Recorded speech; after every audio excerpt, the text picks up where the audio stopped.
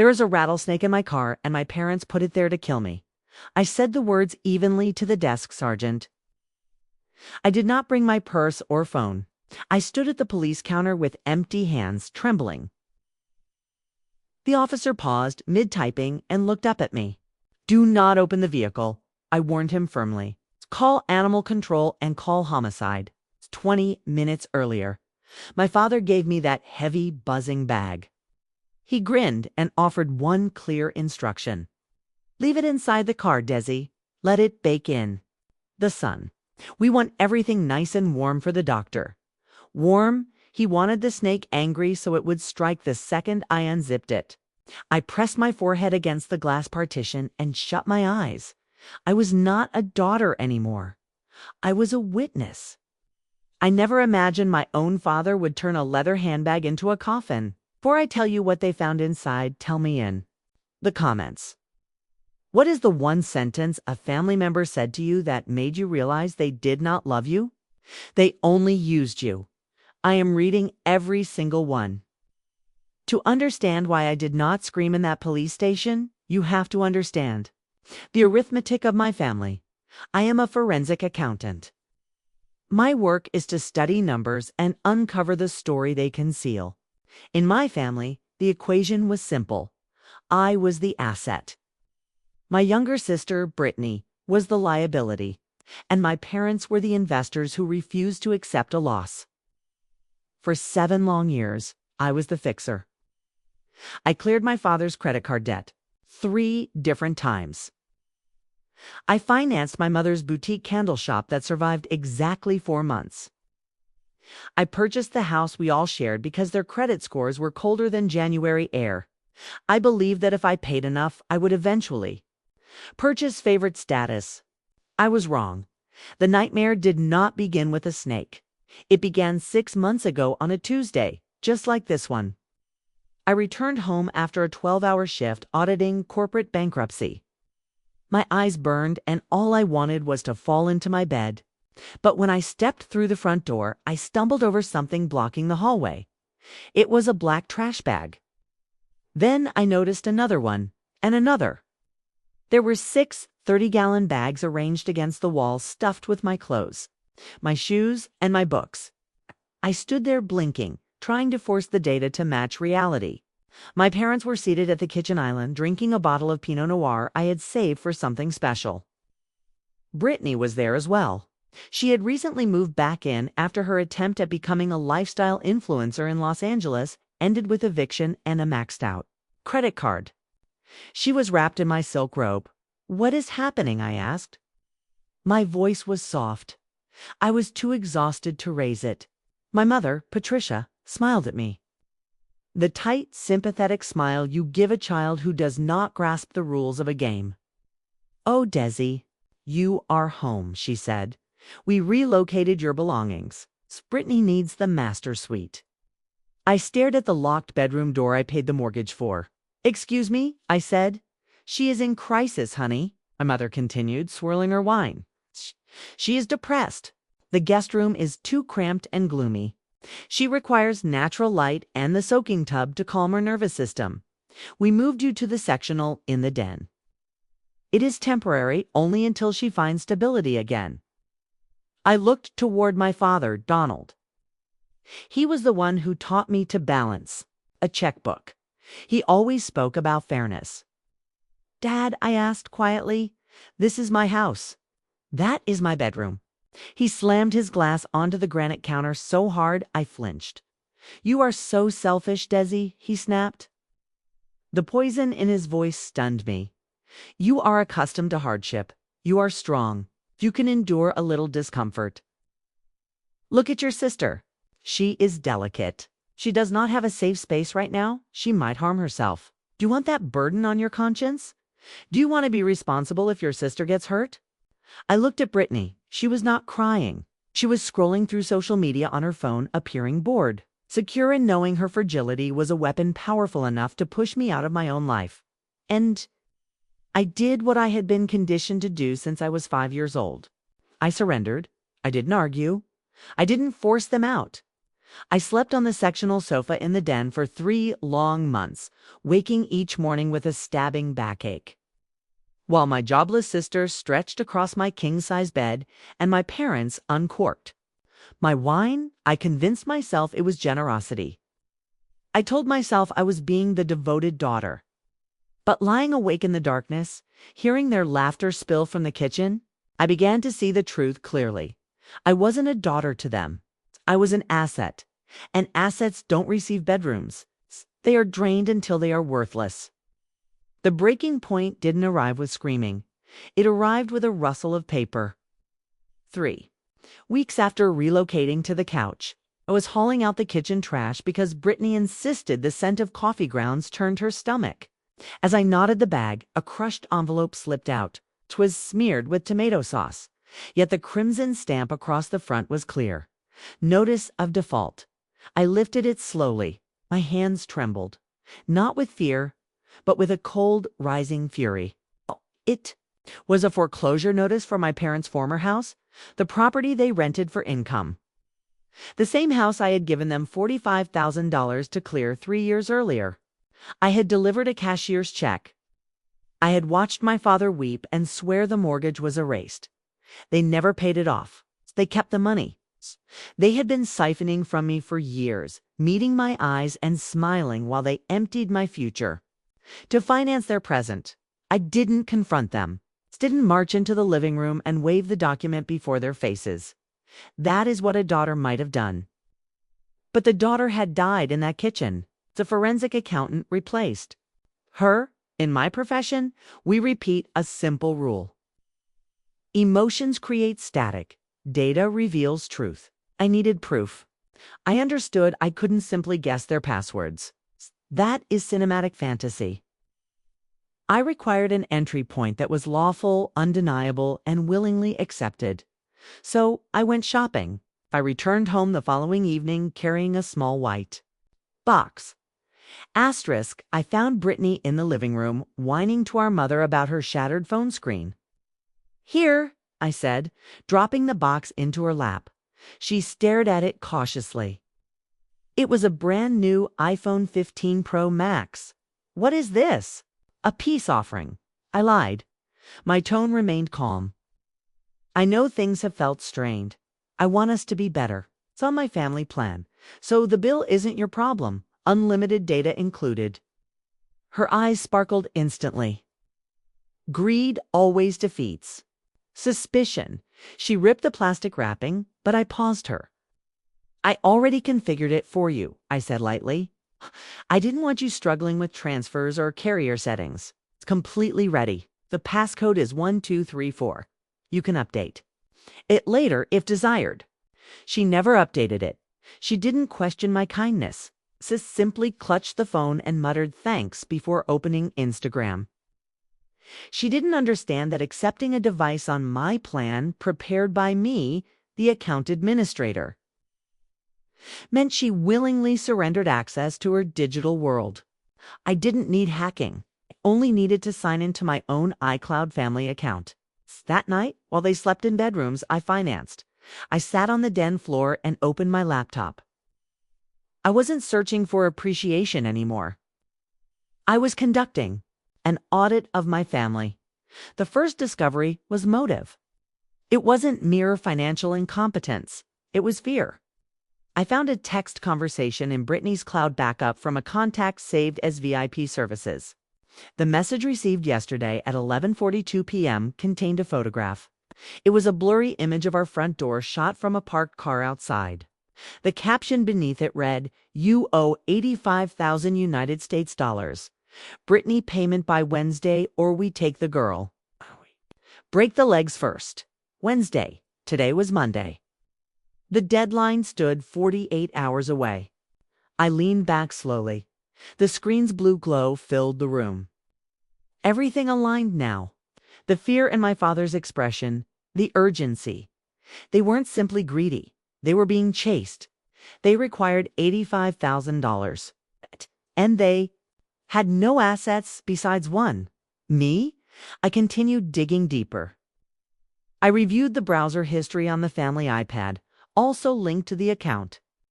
The search phrases froze my blood. Western Diamondback aggression levels.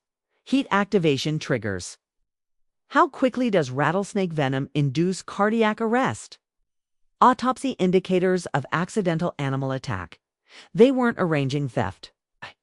Were organizing an execution. Asterisk. Then I located the smoking gun. It sat inside my father's sent folder.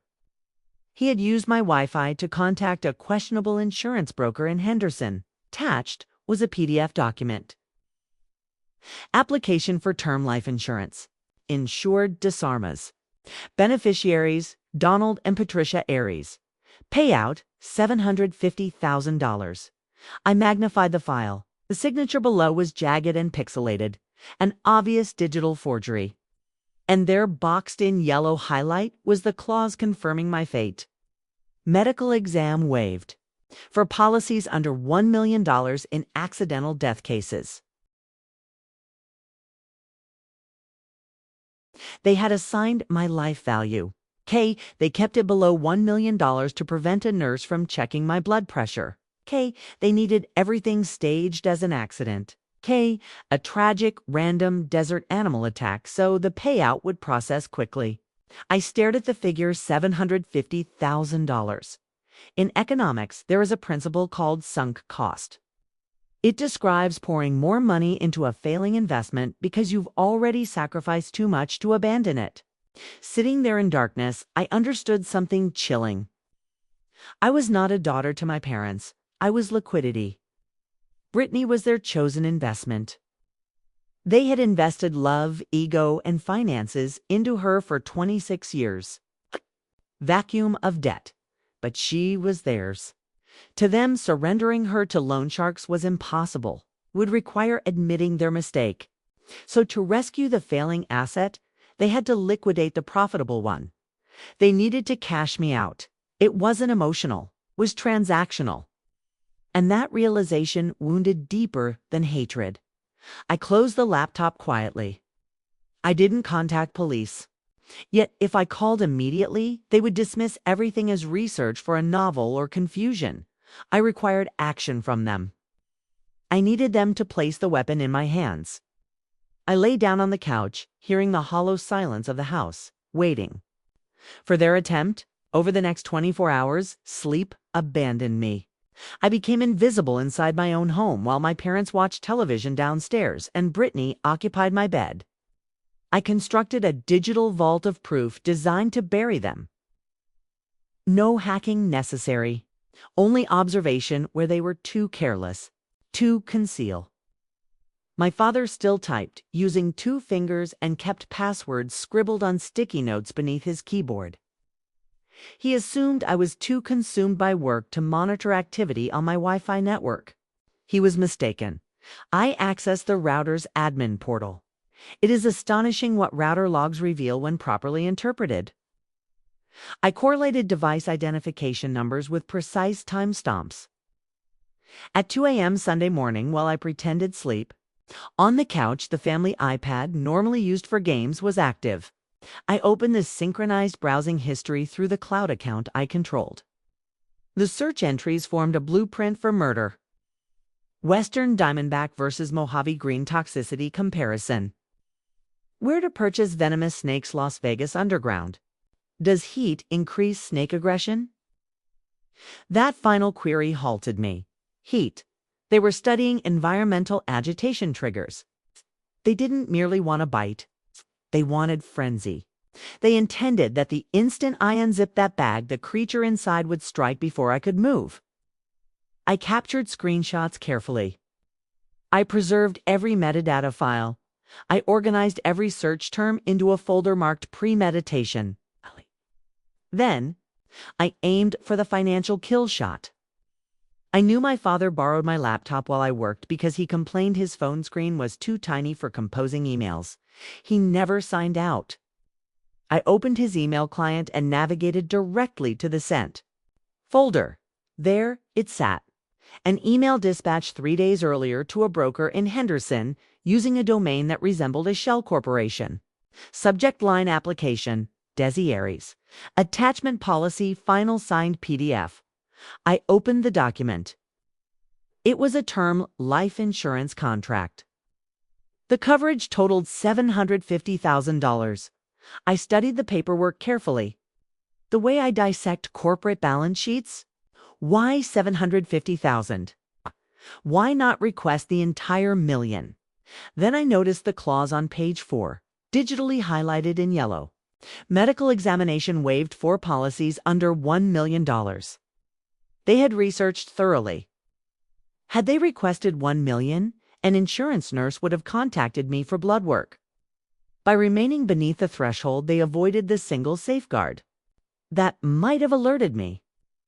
I scrolled downward slowly.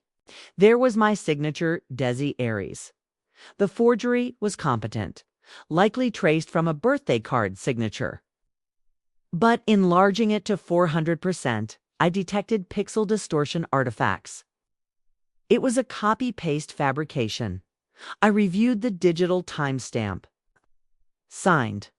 At 1:04 a.m. last Friday. It was inside my office, then authenticated on a secure server 20 miles away.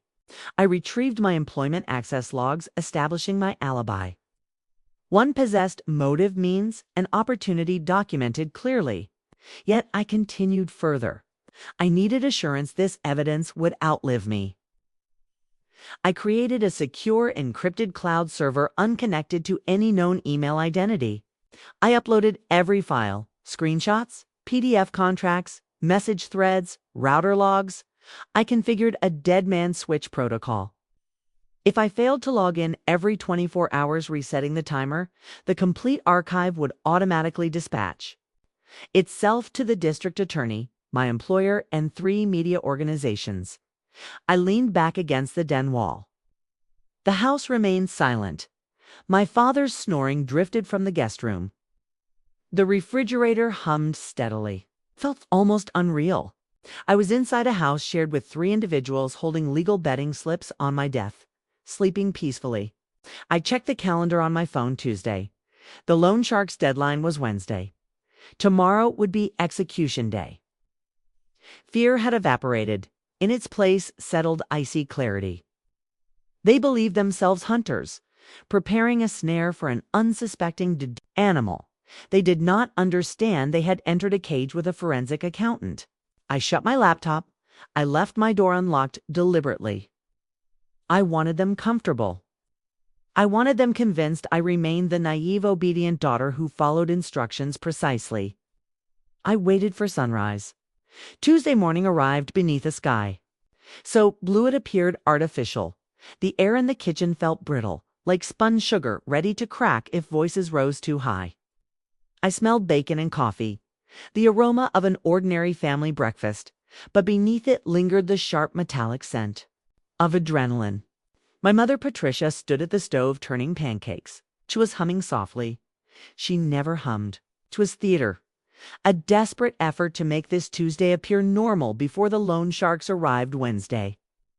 Brittany stayed upstairs, pretending to sleep in. I knew she was awake. I heard her footsteps pacing across my bedroom. She was crafting her alibi, ensuring she could tell police she stayed in bed when her sister suffered a tragic accident. "Eat something, honey," my mother urged, sliding a plate toward me. "You have an important appointment today. That specialist is supposed to work miracles for stress." I stared at the pancakes. I didn't touch them. I sipped coffee lightly just to moisten my throat. "I'm not hungry," I said quietly. "I should leave soon. I don't want to arrive late." "Right?" my father said. He stood near the back door polishing his glasses. His face looked drained. "We packed a bag for you. Some bottled water, your old medical paperwork, items the doctor might. Requests?" He gestured toward the kitchen island. There it sat, my black leather tote. It appeared ordinary. It resembled the bag I carried to work daily. But as I reached toward it, my mother jerked slightly. "Careful," she said sharply. Then she forced brightness. "I mean, it's quite heavy."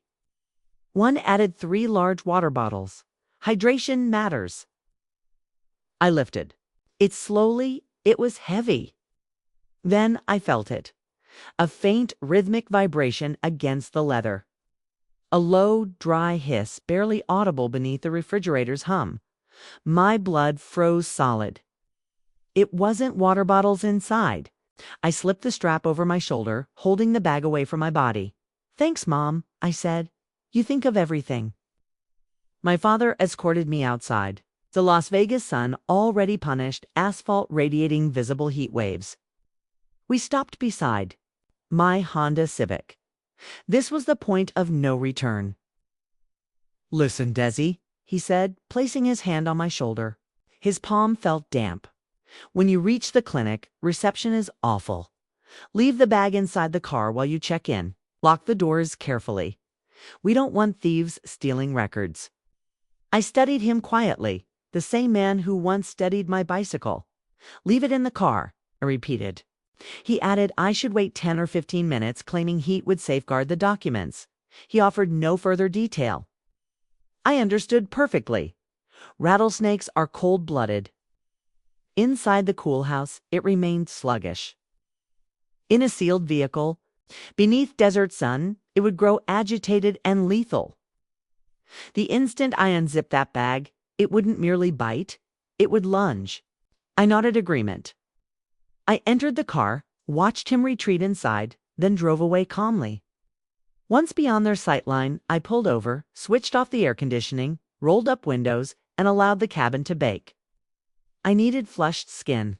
Shaking hands, convincing fear when I arrived because I wasn't heading toward a doctor. I was driving toward a crime scene at the station. I observed my family through one-way glass as Detective Miller summoned them. They entered dressed in black, rehearsed grief painted across faces until the interrogation door shut. Then, honesty surfaced. They spoke assuming the snake had finished me, discussed insurance proceeds, worried solely about debt and money. Felt no heartbreak, only steady calm. They were no longer hunters. They were cornered. Miller played the recording of my father instructing me to open the bag and Brittany declaring she would kill me herself if the snake failed. Silence swallowed the room. They understood immediately. I never confronted them directly. That is what victims tend to do. Instead, I filed civil litigation and froze every asset. They couldn't finance adequate defense counsel. Brittany accepted a plea bargain. My parents were convicted. I used a lien from my judgment to purchase the house outright without spending anything. I renovated it thoroughly, leased it profitably, and relocated to Chicago. I didn't block their numbers, I erased them entirely. They're just bad debt.